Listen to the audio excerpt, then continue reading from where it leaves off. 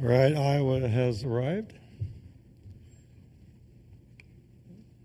And Coach, we'll ask you to make an opening statement, and then we'll take questions for the student athletes. You got it. Yeah, I just want to begin by saying how proud I am of these guys, not only how they fought today, but how they fought all year long.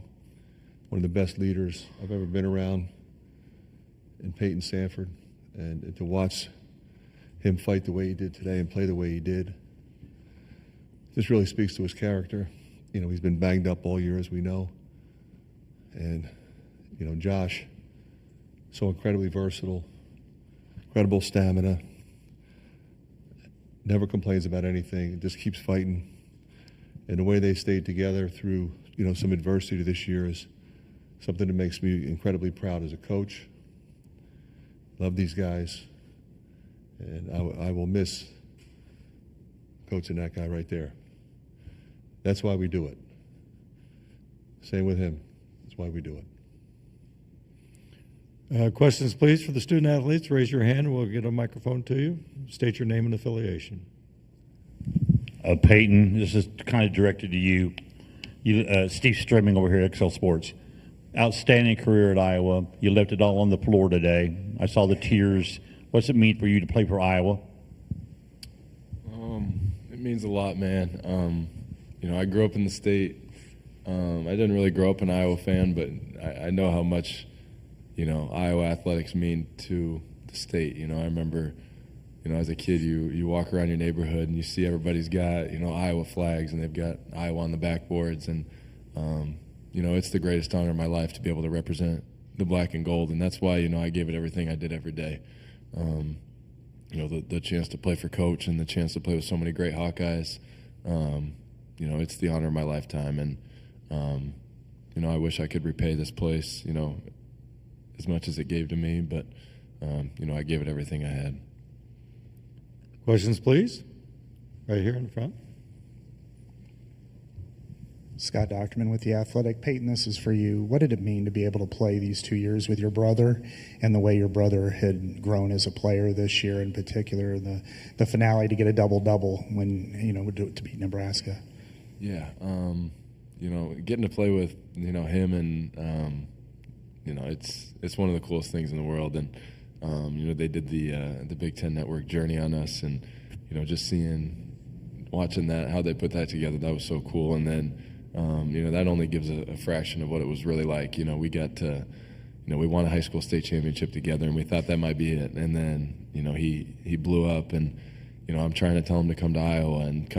And, you know, when he finally committed, you know, Coach and a bunch of other people were trying to hide it from me because, you know, they knew I'd be too excited to practice that day. And I found out, I broke everybody down, and, you know, he finally told me. But, you know, getting the chance to watch him grow, you know, from just a skinny kid when he got here who, you know, just wanted to play with his brother and, you know, play for the Hawkeyes and turn it into a really, really good Big Ten player. I think it's, you know, one of the coolest things you can see as a big brother. And, you know, everybody in the room who has a brother knows that, you know, knows how special it is to watch them grow up. And, you know, I hope he's twice the player that I am. And, you know, I'm so proud of that kid. I'm so happy for my family. And, you know, just knowing that we got the chance to do that is, you know, something we're going to remember forever. And I'm sure we'll tell our kids someday about, you know, who was the better player and all the fun things we did together. But, you know, that is for another day.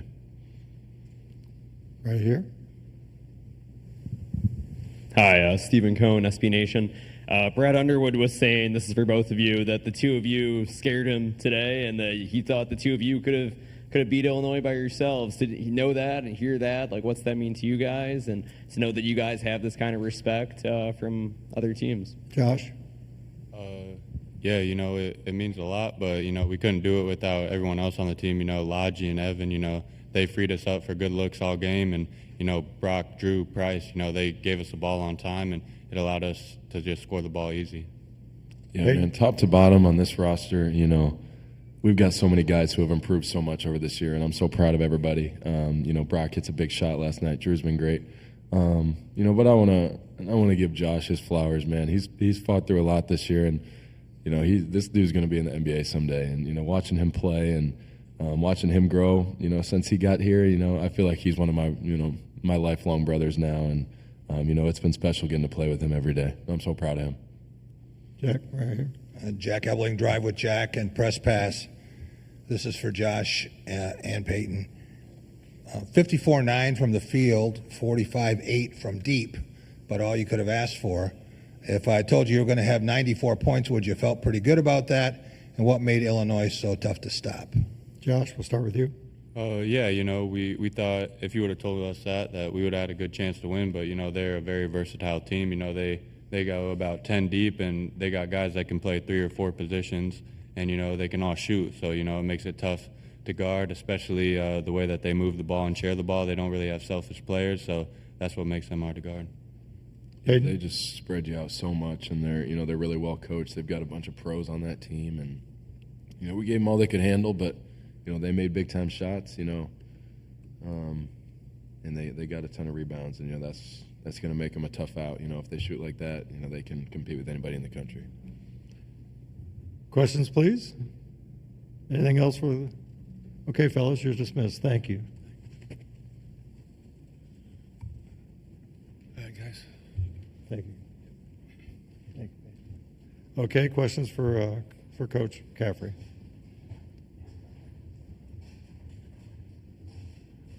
Raise your hands right here in the front.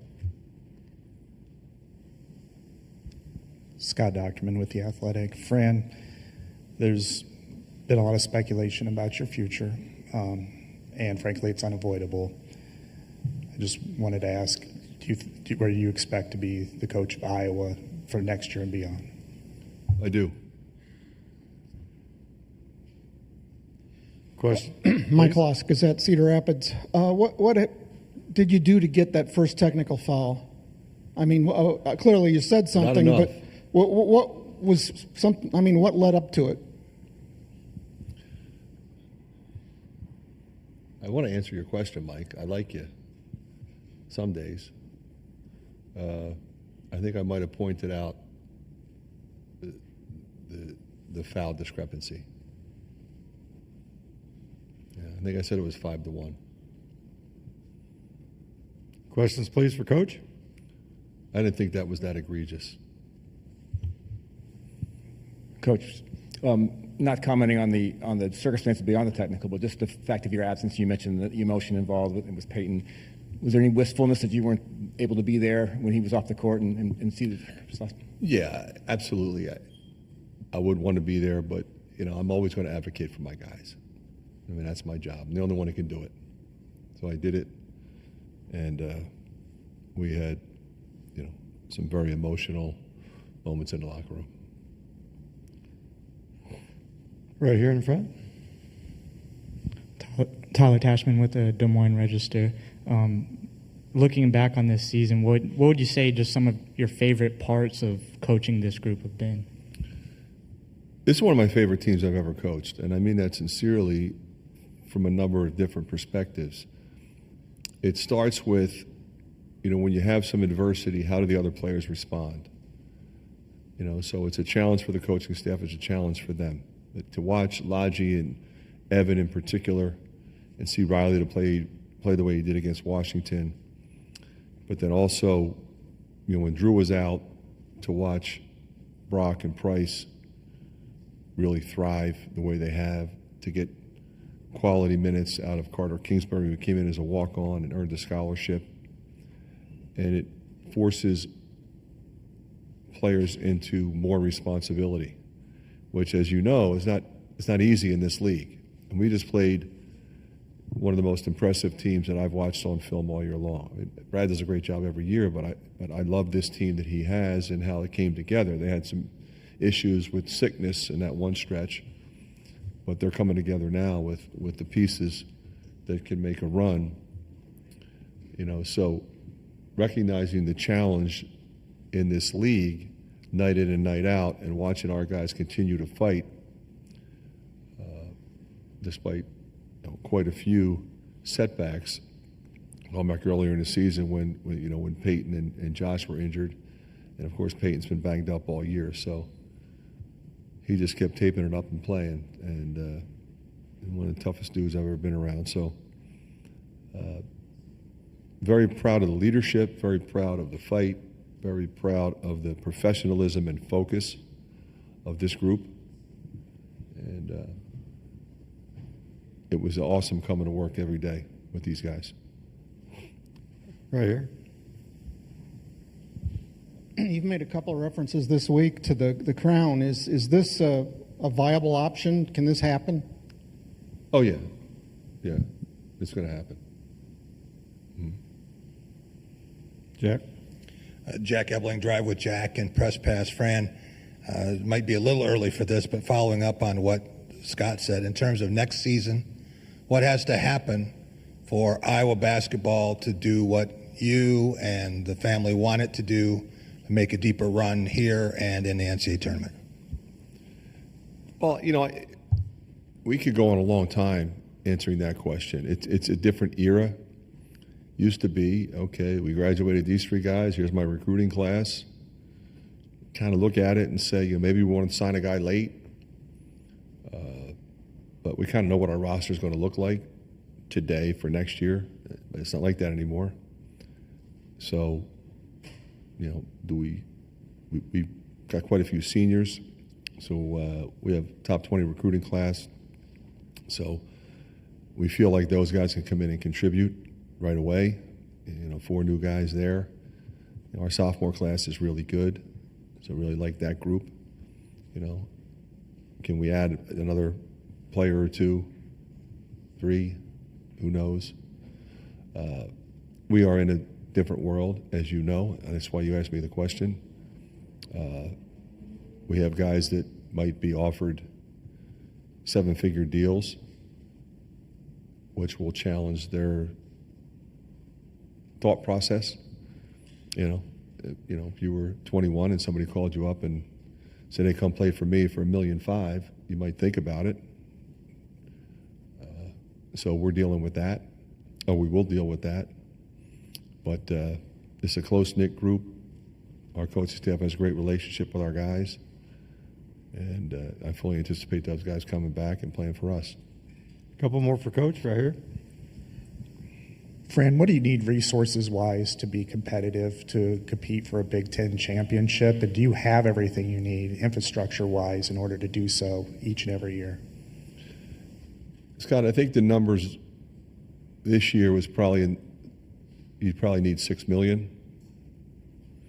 And we were nowhere near that. I think you know that. Those numbers are going to go north of that. Now, when the settlement is completed and the rev share number is what it is, we'll know what that is. But I think it's safe to say the collectives aren't going away. And those are the numbers that exist already, so we can only imagine those going up. Final question for Coach. Right over here. Matt McGowan today, when Coach Drew Thelwell said you gave him the confidence to play, that he could play professionally, how did you convince him of that? Truthfully, it wasn't hard. I mean, that kid can play. He's talented, he's smart, he's tough, he has character, he's got all the qualities you need. And I'm really impressed. He was a great college, not a good college, a great college player, but he wanted to prove himself at this level. It would have been great to see him if he'd been healthy all year long, because that ankle injury did really set him back for 3 or 4 weeks. But, boy, he was great today. He's been great ever since he came back. Thank you, Coach. Yep, thank you.